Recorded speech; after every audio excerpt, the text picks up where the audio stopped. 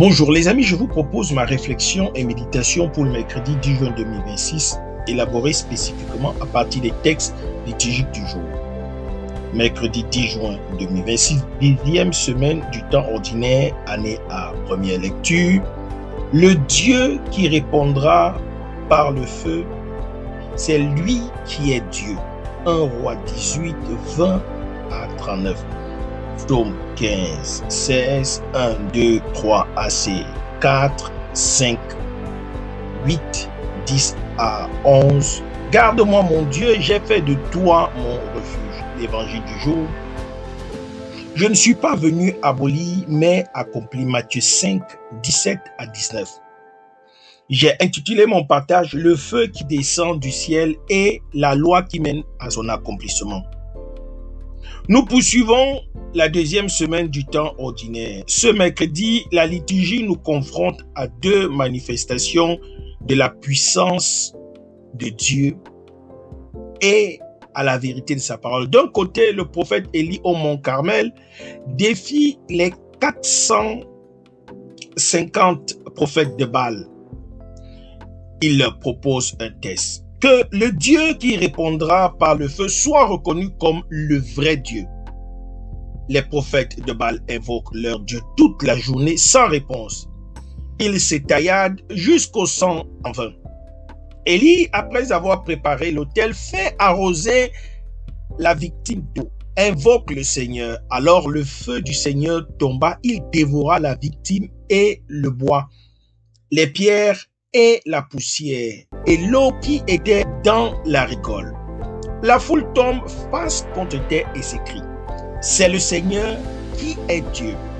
De l'autre côté, Jésus déclare dans l'évangile: ne pensez pas que je sois venu abolir la loi ou les prophètes. Je ne suis pas venu abolir, mais accomplir. Pour nous qui servons le droit et la justice, ces deux textes sont une leçon. Les idoles du monde, aussi bruyantes soient-elles, ne répondent pas. Seul Dieu vivant répond par le feu de la vérité, et la loi que nous servons n'est pas abolie, mais elle trouve son accomplissement dans le Christ.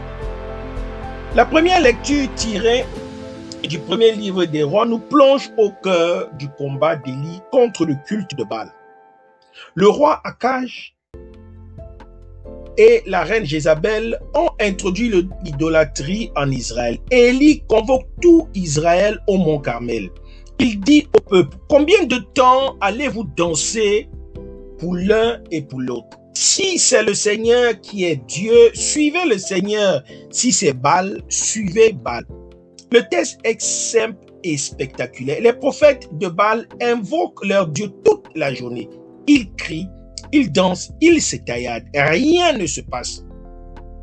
Élie, après avoir préparé un autel avec 12 pierres, fait arroser la victime d'eau, non pas une fois, mais 3 fois, jusqu'à remplir la rigole. Il invoque le Seigneur. Aussitôt, le feu tombe du ciel, consumant tout. Le peuple reconnaît le vrai Dieu. Pour nous, professionnels du droit, ce récit est un appel au discernement. Nous sommes entourés de Dieu, l'argent, le pouvoir, la réputation, les carrières. Ces idoles réclament notre adoration, nos sacrifices, notre énergie. Nous passons parfois notre temps à courir après elles, à les supplier comme les prophètes Baal, mais elles ne répondent pas. Leur silence est assourdissant. Le vrai Dieu, lui, répond par le feu. Le feu, c'est la présence de l'Esprit Saint. C'est la vérité qui éclaire, c'est la justice qui brûle l'injustice.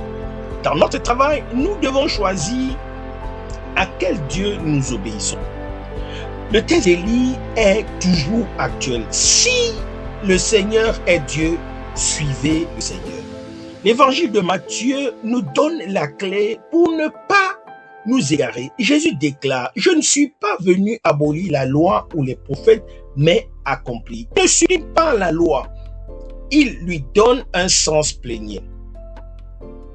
La loi est bonne, elle vient de Dieu, mais elle a besoin d'être accomplie, c'est-à-dire menée à sa perfection, intériorisée. Les scribes et les pharisiens l'observaient extérieurement sans en comprendre l'esprit. Jésus vient mettre le doigt sur l'intention du cœur pour nous. professionnel du droit, cette parole est essentielle. Notre métier repose sur des lois, des codes, des procédures. Nous risquons de rester à la surface, d'observer la lettre sans saisir l'esprit. Jésus nous appelle à accomplir la loi, c'est-à-dire à la vivre de l'intérieur, à la dépasser par l'amour. Le commandement « Tu ne tueras pas » est accompli quand nous surmontons la colère. Le commandement « Tu ne commettras pas d'adultère » est accompli quand nous purifions notre regard. Notre justice sera vraie si elle ne se contente pas d'appliquer des textes, mais si elle cherche à accomplir la volonté de Dieu. Et Jésus ajoute, celui qui rejettera un seul de ces petits commandements et qui enseignera aux hommes à faire ainsi sera déclaré le plus petit dans le royaume des cieux. Rien n'est négligeable. Chaque détail de la loi divine a son importance. Le psaume 15 exprime la confiance du juste. Garde-moi, mon Dieu, j'ai fait de toi mon refuge. Élie s'est réfugié en Dieu et Dieu lui a répondu.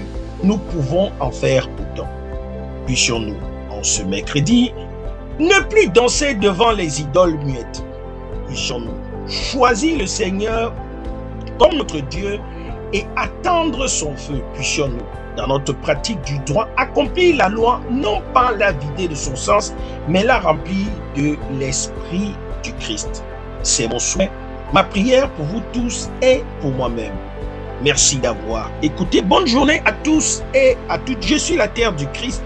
Soyez des terres fécondes du Christ dans vos différents milieux de vie professionnelle, les hommes de loi et assimilés en particulier. Que Dieu nous bénisse.